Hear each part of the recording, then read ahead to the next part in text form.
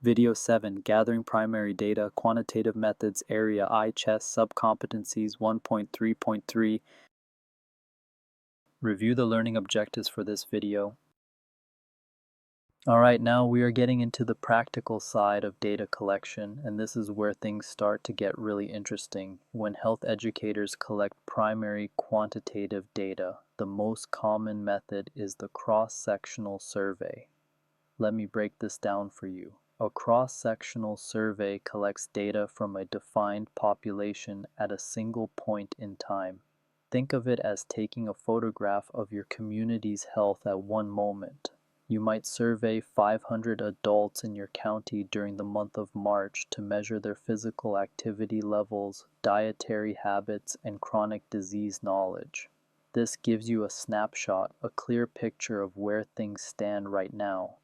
Cross-sectional surveys are popular for several important reasons. They are relatively quick to administer compared to studies that follow people over months or years. They are cost-effective because you only collect data once, and they can reach large numbers of people, especially when administered online or by mail. However, and this is really important for the exam, cross-sectional surveys have a critical limitation that you must understand. Because they measure variables at only one point in time, they cannot establish cause and effect relationships. Let me give you an example. If your survey finds that people who exercise regularly also report lower stress, you cannot conclude that exercise causes lower stress. It might be that people with lower stress have more energy to exercise, or that a third factor like income influences both. This distinction between correlation and causation is a favorite topic on the certification exam, so please keep it in mind.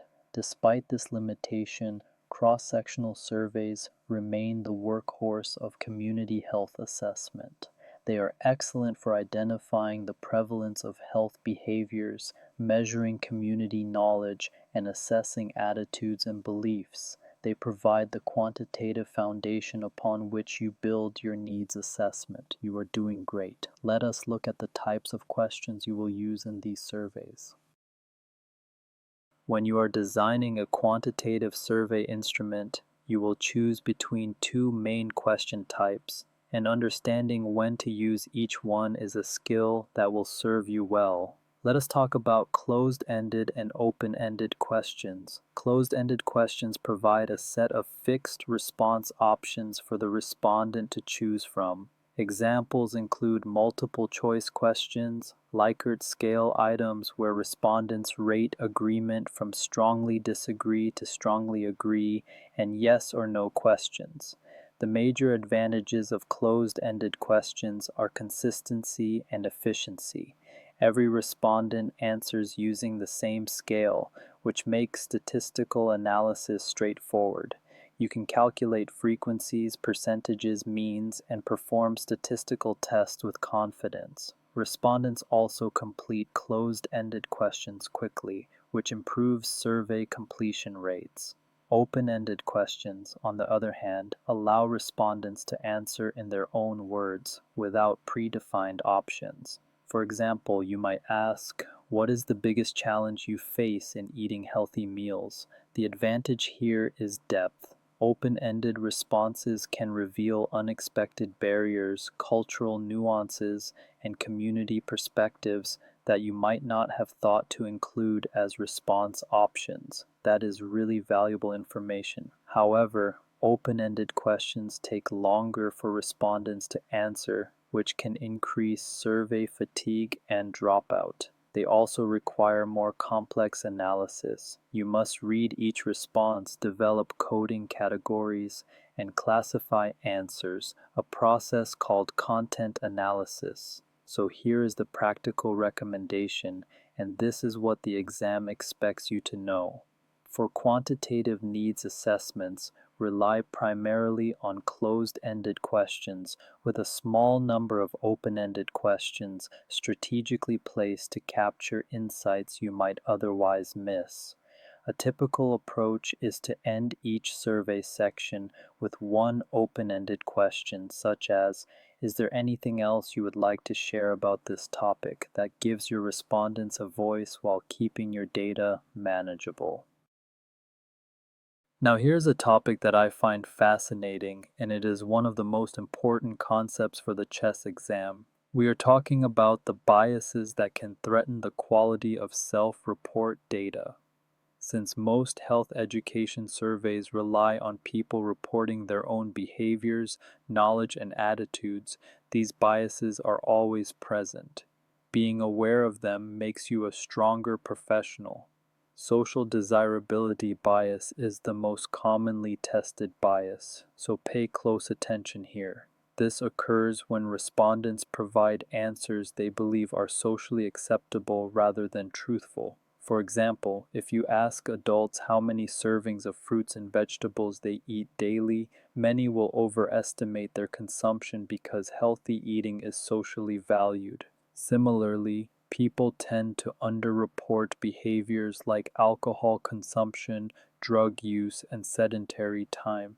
To reduce social desirability bias, you can make surveys anonymous rather than confidential, use indirect questioning techniques, and include validated scales that have built-in checks for socially desirable responding. Recall bias is another significant concern.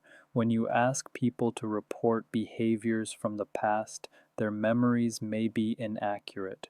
Someone asked how many times they exercised in the past month may genuinely not remember. Shorter recall periods, such as asking about the past 7 days instead of the past year, help reduce recall bias. Non-response bias occurs when certain groups in your population are less likely to respond to your survey. If young adults, people with low literacy, or individuals without internet access are underrepresented in your responses, your data may not accurately reflect the entire community. Tracking response rates by demographic group helps you identify this bias. Acquiescence bias is the tendency for some respondents to agree with statements regardless of their actual opinion.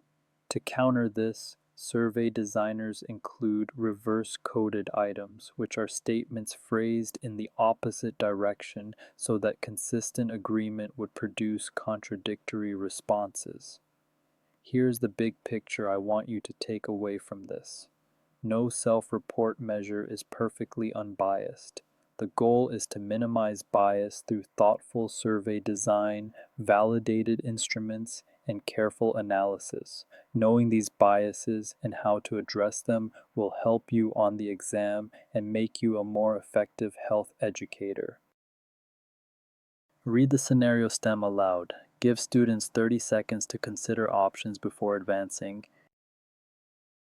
The correct answer is B. The correct answer is B because social desirability bias is the most common explanation when self-reported health behaviors appear more positive than objective measures suggest. Respondents tend to over-report socially valued behaviors like healthy eating. Option A is possible but does not explain a systematic over-reporting pattern.